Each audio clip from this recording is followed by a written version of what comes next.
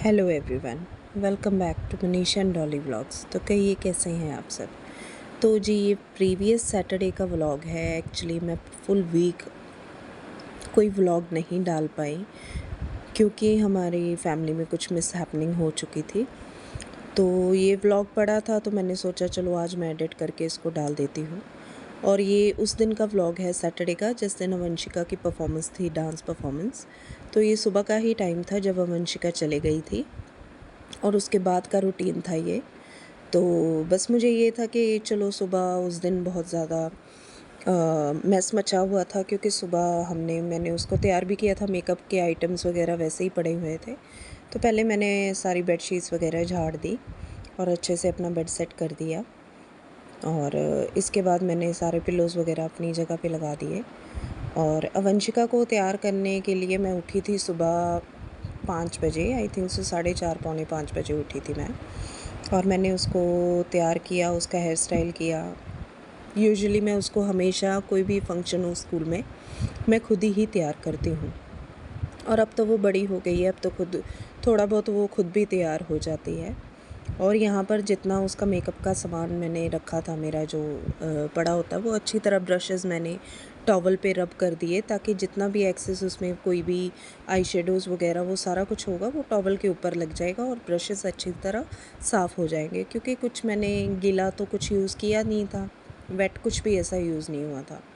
तो फिर मैंने अच्छी तरह, जो मुझे लग रहा था कि टाइम ले रहा है, तो मैं अच्छी तरह उसको स्वाइप कर रही थी ताकि ब्रशेस साफ़ हो जाए। और मैंने हल्का सा टॉवल पीछे से गीला किया हुआ था ताकि अच्छी तरह उसको वाइप करके मैं सामान को पाउच में डाल दूँ।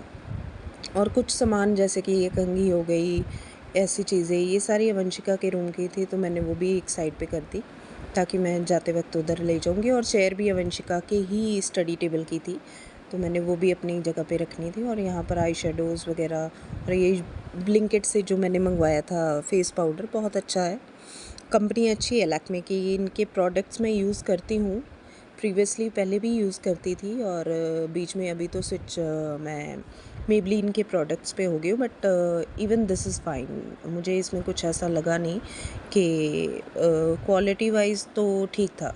और according to price it was very good. और यहाँ पर मैंने सारी उसकी जो मेकअप किट थी सारी अपनी वो साफ़ करके रख दी।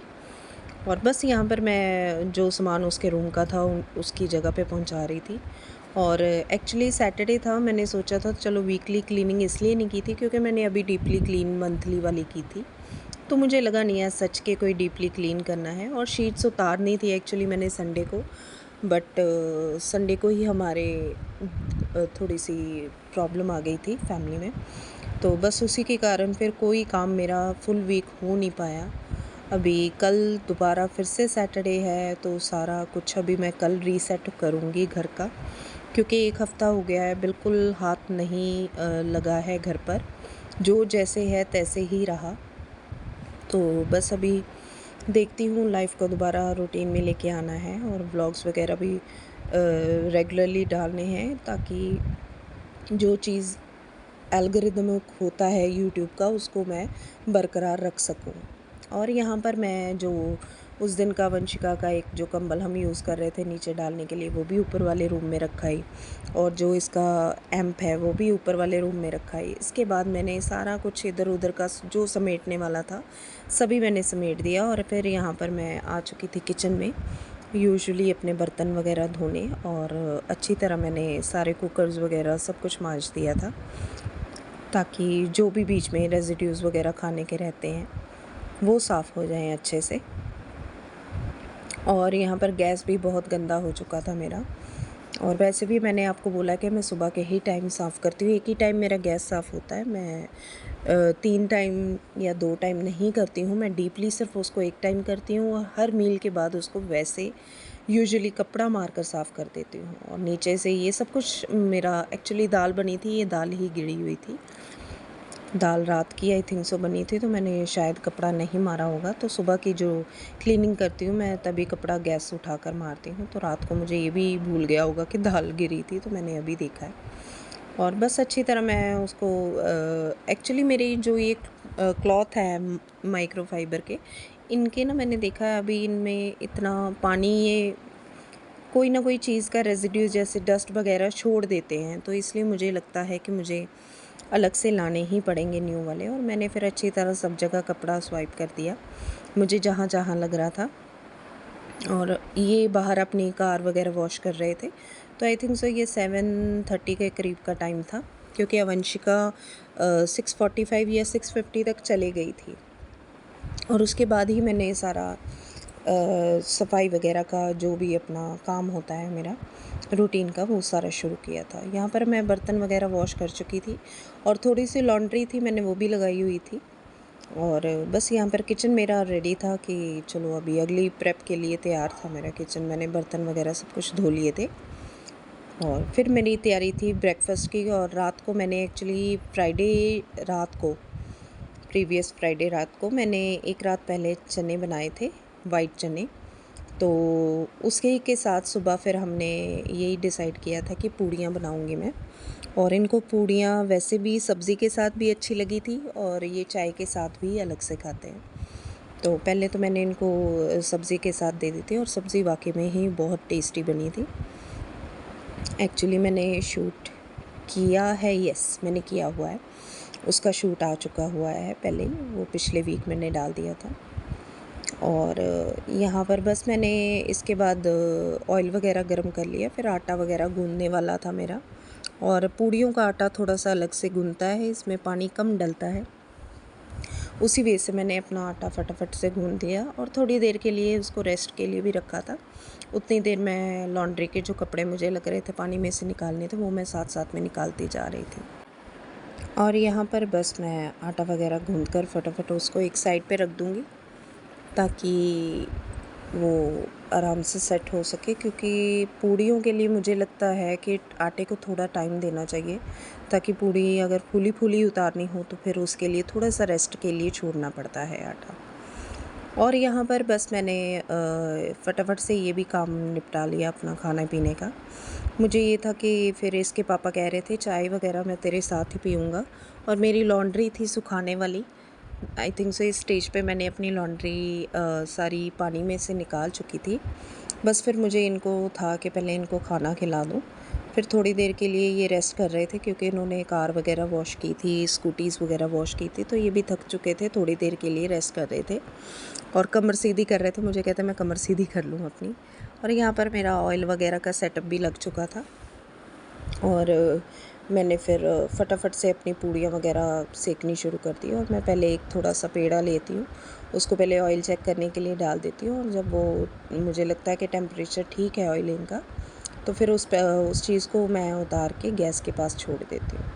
पता नहीं मेरी मम्मा ऐसे करते थे, मैं भी ऐसे ही करती हूँ। और यहाँ पर इनकी प्लेट रेडी थी और ये थी चने की सब्ज़ी और साथ में पूड़ियाँ। और फिर बस यहाँ पर मैंने इनको पहले ब्रेकफास्ट करा दिया, और साथ ही में मैंने एक साइड पे तवा रख कर मैंने सिम्बा गुच्ची के भी फुलके उतार लिए थे, वो मैंने शूट नहीं किया। और काम वगैरह तो घरों के बस चलते ही रहते हैं। कुछ चीज़ें कभी प्रिडिक्टेबल नहीं होती हैं, कुछ अनएक्सपेक्टेड या लाइफ में हो जाता है, तो बस यही लाइफ है, सब कुछ चलता रहता है साथ साथ में, लाइफ तो कभी रुकती नहीं है।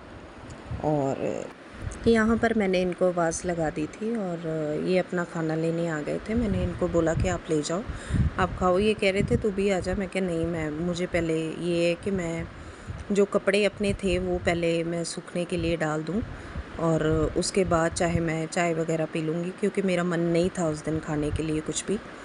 और मुझे लगा कि व्लॉग उस दिन का पड़ा था, तो मैंने सोचा चलो आज एडिट करके डाल देती हूँ।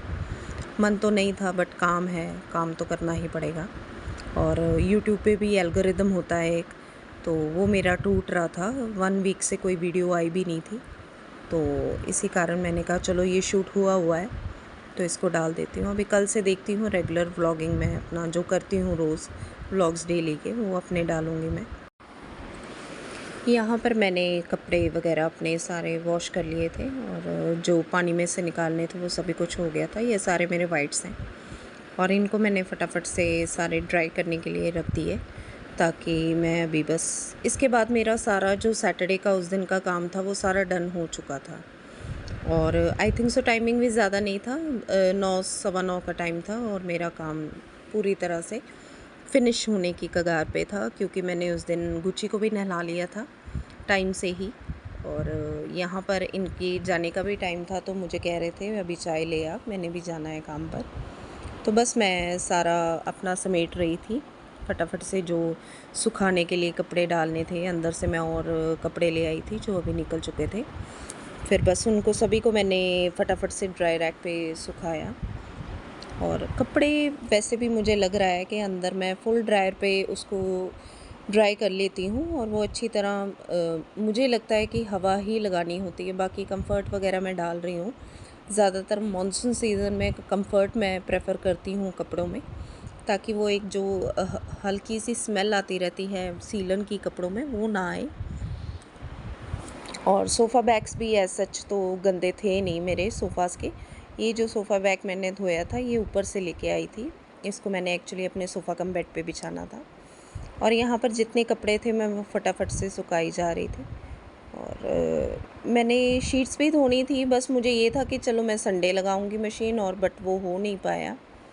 तो अभी कल दोबारा से रीसेट होगा घर, बाकी देखती हूँ जितना हो सके। और गर्मी फिर से बहुत ज़्यादा है, आज बहुत गर्मी थी सुबह। और आज तो फ्राइडे था, अभी कल सैटरडे है। और बस इसके बाद फिर मैं अपना सारे कपड़े वगैरह डाल के आ गई थी। अब थोड़ी देर के लिए रेस्ट ले रही थी, चाय पीती पीती। ये सुबह की पहली चाय ही है मेरी, आई थिंक से 9:30 का टाइम था जब मैं चाय पीना शुरू किया। और मैंने इनकी 2 पूड़ियाँ साथ में उतार ली थी, ये हमेशा चाय में डिप करके उसको खाते हैं पूड़ी को। और पता नहीं मक्खियाँ कहाँ से अंदर से आ जाती, मुझे समझ नहीं आती। इस मौसम में मक्खियों का बड़ा आतंक है। और उसके बाद सारे चले गए थे ये भी काम पर, वंश का स्कूल। फिर मेरे नेल्स का थोड़ा सा काम होने वाला था, नेल पेंट सारी जो पुरानी थी वो उतारनी थी और नई वाली उस पर अप्लाई करनी थी।